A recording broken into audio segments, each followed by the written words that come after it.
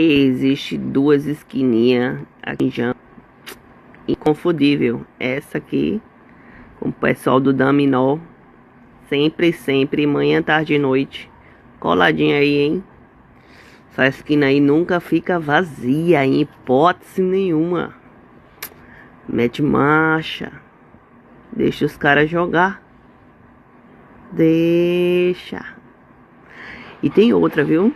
Agora a outra é em sentido contrário. Vamos ver? É aquele lanchinho da madrugada, rapaz.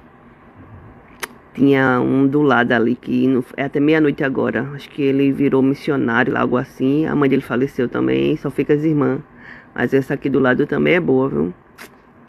Bora, aquele lanchezinho, aquele cachorro quente sim, da madrugada.